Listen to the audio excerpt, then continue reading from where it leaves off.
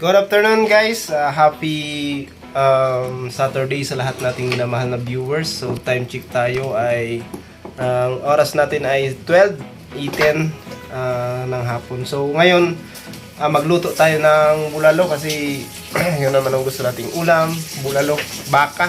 Ayan, bulalo nga po. So nagpakulo na ako kanina ng baka.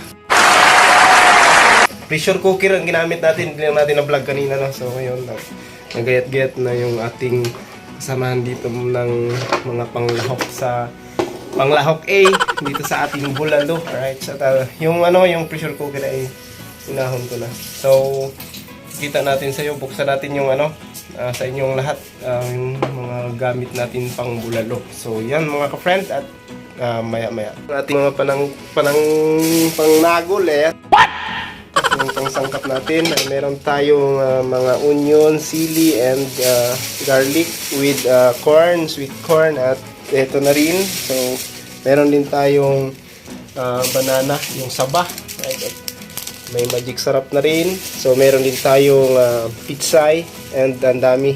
Siyempre yung ating magluluto, right? At meron din tayong sitaw. Yeah.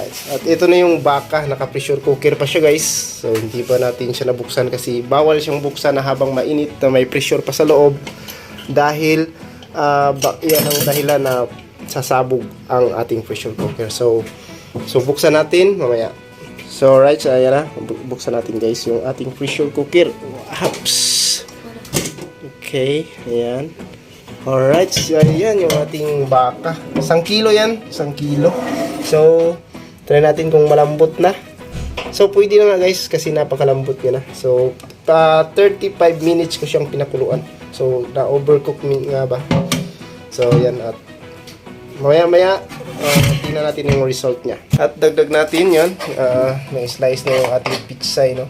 Kasama na lahat yung ating nandito na sa lahat sa lamesa. At syempre ito hindi to kasali kasi yan mga prutas yan pagkatapos ng pagkain. Ayan, so it's my friend maya.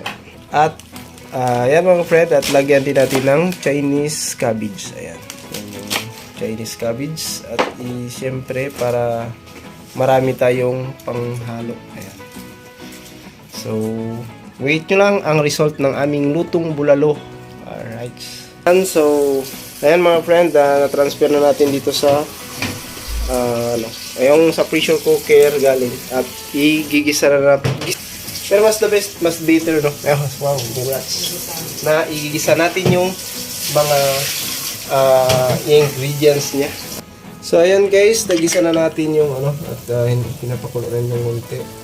Ayan na. So, maya sabawan at na rin natin to yung mga ginawa namin panghalo at ito rin. Ayan. So sabay na natin itong sweet corn. Alright, so yung ating bulalo. Isa-isahin natin guys. Ayan. Para masarap.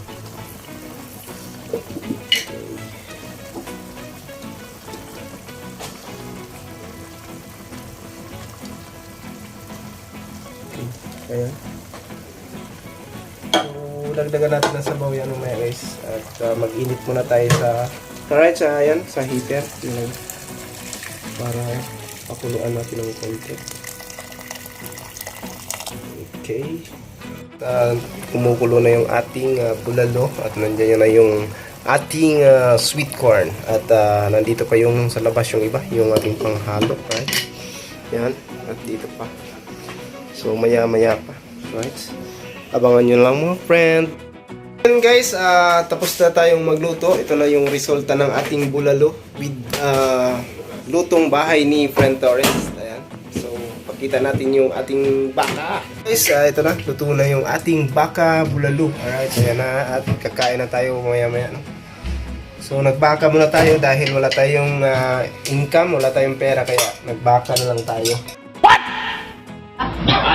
So, ang galing, no? So, ganito sa Dubai, the best kasi pag wala kang pera, so, kailangan mong magtipid, magbaka ka. Galing, ha?